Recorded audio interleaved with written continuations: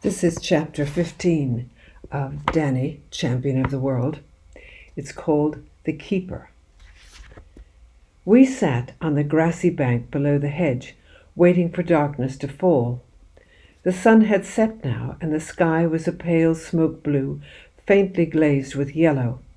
In the wood, behind us, the shadows and the spaces in between the trees were turning from grey to black. "You could offer me anywhere in the world at this moment," my father said, "and I wouldn't go." His whole face was glowing with happiness. "We did it, Danny," he said, laying a hand gently on my knee. "We pulled it off. Doesn't that make you feel good?" "Terrific," I said. "But it was a bit scary while it lasted." But that's what poaching's all about," he said. "It scares the pants off us. That's why we love it. Look, there's a hawk." I looked where he was pointing and saw a sparrowhawk hovering superbly in the darkening sky above the ploughed field across the track. "It's his last chance for supper tonight," my father said. "He'll be lucky if he sees anything now." Except for the swift fluttering of its wings, the hawk remained absolutely motionless in the sky. It seemed to be suspended by some invisible thread like a toy bird hanging from the ceiling. Then suddenly it folded its wings and plummeted towards the earth at an incredible speed. This was a sight that always thrilled me. "What do you think he saw, Dad?" "A young rabbit, perhaps," my father said, "or a vole, or a field mouse. None of them has a chance when there's a sparrowhawk overhead." We waited to see if the hawk would fly up again. He didn't, which meant he had caught his prey and was eating it on the ground. "How long does a sleeping pill take to work?" I asked. "I don't know the answer to that one," my father said. "I imagine it's about half an hour." "Might be different with pheasants, though, Dad." "It might," he said. "We've got to wait a while anyway, to give the keepers time to go home. They'll be off as soon as it gets dark. I've brought an apple for each of us," he added, fishing into one of his pockets. "A Cox's orange pippin," I said, smiling. "Thank you very much." We sat there munching away. "One of the nice things about a Cox's orange pippin," my father said, "is that the pips rattle when it's ripe. Shake it and you can hear them rattling." I shook my half-eaten apple. The pips rattled. "Look out," he whispered sharply. "There's someone coming." The man had appeared suddenly and silently out of the dusk and was quite close before my father saw him. "It's another keeper," he whispered. "Just sit tight and don't say a word." We both watched the keeper as he came down the track towards us. He had a shotgun under his arm, and there was a black Labrador walking at his heel. He stopped when he was a few paces away, and the dog stopped with him and stayed behind him, watching us through the keeper's legs. "Good evening," my father said, nice and friendly. This one was a tall, bony man with a hard eye and a hard cheek and hard, dangerous hands. "I know you," he said, coming closer. "I know the both of you." My father didn't answer this. "You're from the filling station, right?" His lips were dry and thin, with some sort of a brownish crust over them. "You're from the filling station, and that's your boy, and you live in that filthy old caravan, right?" "What are we playing?" my father said. 20 questions. The keeper spat out a big gob of spit, and I saw it go sailing through the air and land with a plop on a patch of dry dust 6 inches from my father's plaster foot. It looked like a little baby oyster lying there. "Beat it," the man said. "Go on, get out." When he spoke, his upper lip lifted above the gum, and I could see a row of small discolored teeth. One of them was black. The others were brownish-yellow, like the seeds of a pomegranate. "This happens to be a public footpath," my father said. "Kindly do not molest us." The keeper shifted the gun from his left arm to his right. "You're loitering," he said, "with intent to commit a nuisance. I could run you in for that." "No, you couldn't," my father said. All this made me rather nervous. "See, you broke your foot," the keeper said. "You didn't by any chance fall into a hole in the ground, did you?" "It's been a nice walk, Danny," my father said, putting a hand on my knee, "but it's time we went home for our supper." He stood up, and so did I. We wandered off down the track the way we had come, leaving the keeper standing there, and soon he was out of sight in the half-darkness behind us. "That's the head keeper," my father said. "His name is Rabbits." "Do we have to go home, Dad?" "Home!" my father cried. "My dear boy, we're just beginning. Come in here." There was a gate on our right leading into a field, and we climbed over it and sat down behind the hedge. "Mr. Rabbits is also due for his supper," my father said. "You mustn't worry about him." We sat quietly behind the hedge, waiting for the keeper to walk past us on his way home. A few stars were showing, and a bright three-quarter moon was coming up over the hills behind us in the east. "We have to be careful of that dog," my father said. "When they come by, hold your breath and don't move a muscle." "Won't the dog smell us out anyway?" I asked. "No," my father said. "There's no wind to carry the scent. Look out, here they come. Don't move." The keeper came loping softly down the track with the dog padding quick and soft-footed at his heel. I took a deep breath and held it as they went by. When they were some distance away, my father stood up and said, "It's all clear. It won't be coming back tonight."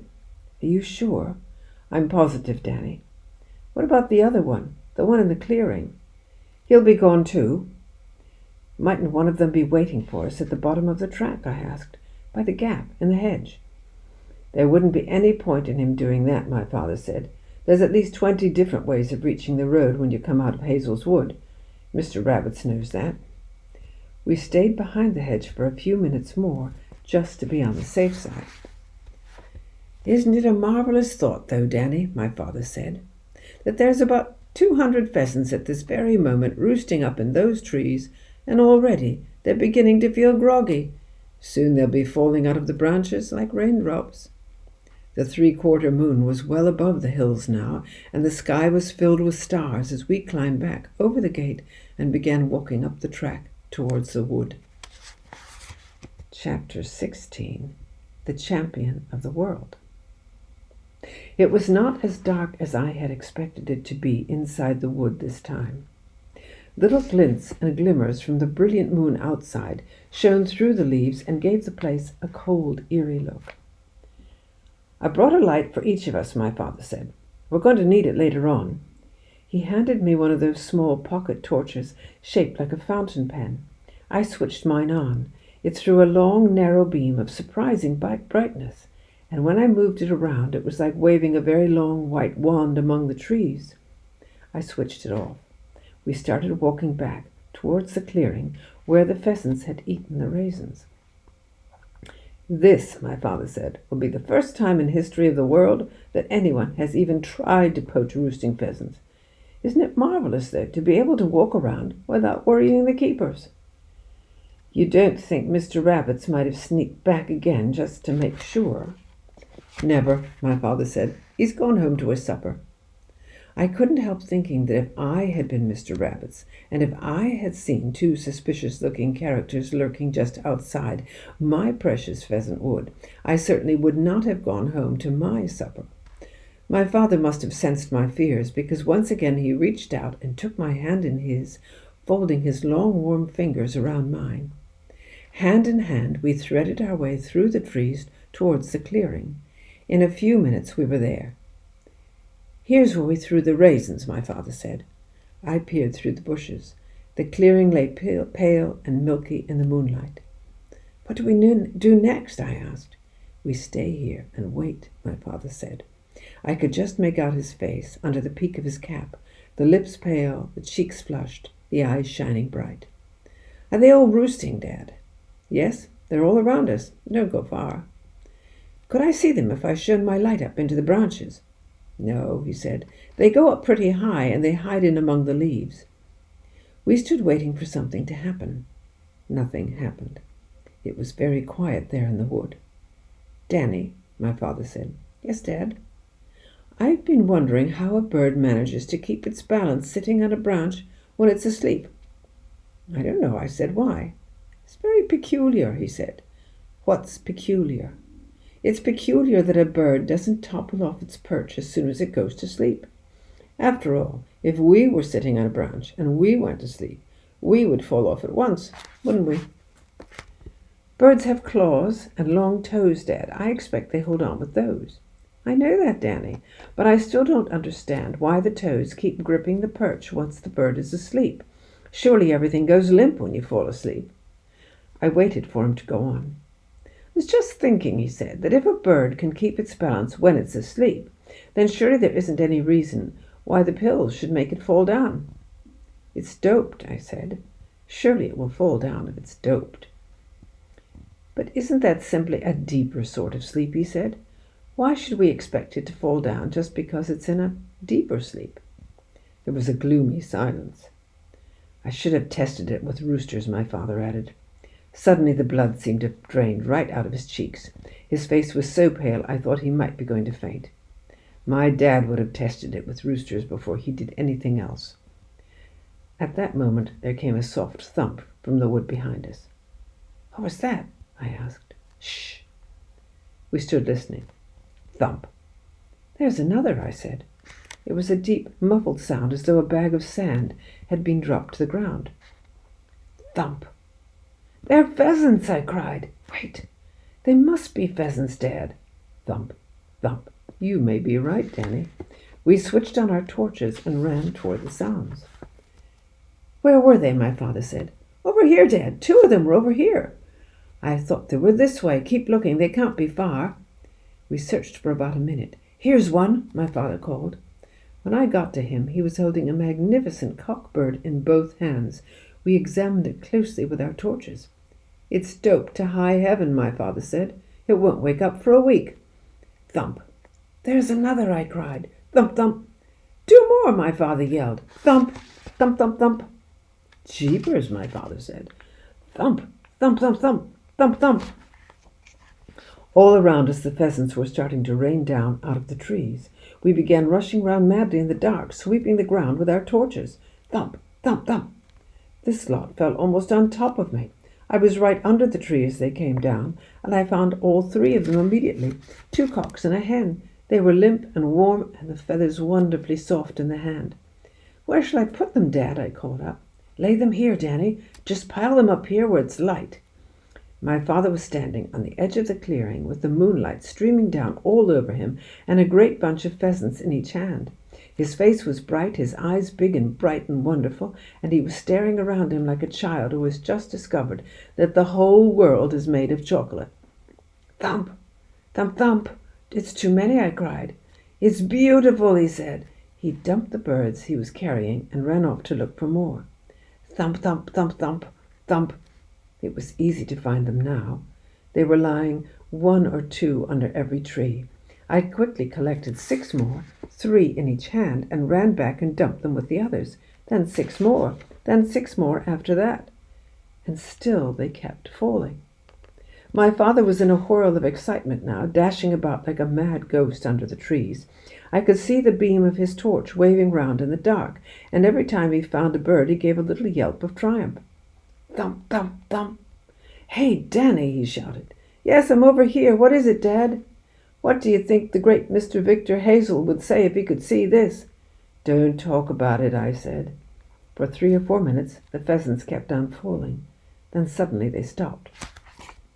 Keep searching, my father shouted. There's plenty more on the ground.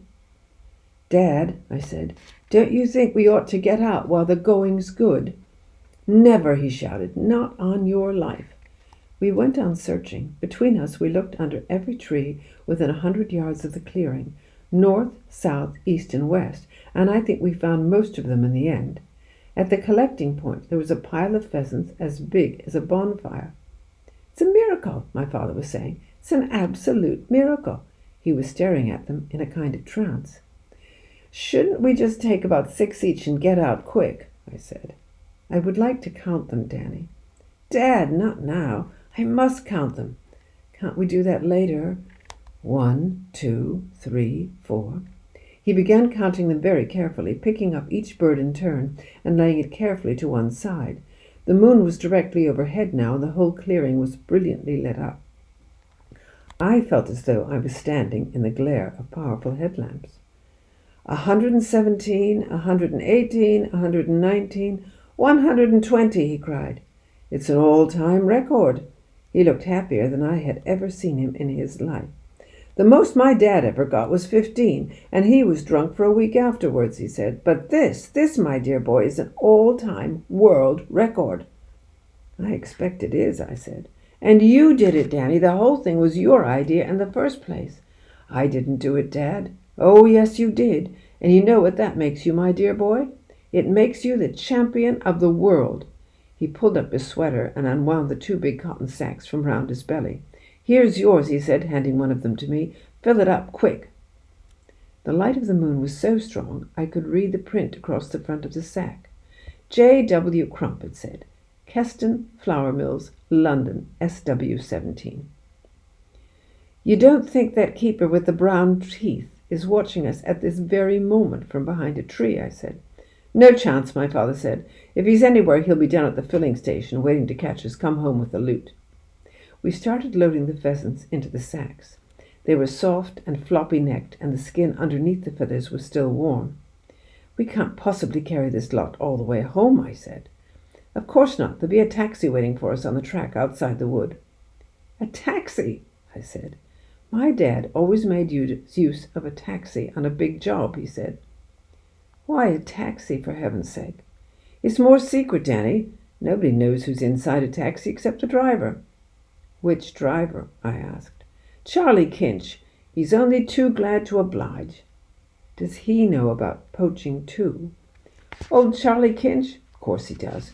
He's poached more pheasants in his time than we've sold gallons of petrol. We finished loading the sacks, and my father humped his onto his shoulders. I couldn't do that with mine. It was too heavy for me. Drag it, my father said. Just drag it along the ground. My sack had 60 birds inside it, and it weighed a ton, but it slid quite easily over the dry leaves with me walking backwards and pulling it with both hands. We came to the edge of the wood and peered through the hedge onto the track. My father said, Charlie, boy, very softly, and the old man behind the wheel of the taxi poked his head out into the moonlight and gave us a sly, toothless grin. We slid through the hedge, dragging the sacks after us along the ground. Hello, hello, hello, Charlie Kinch said. What's all this, then? End of chapter 16.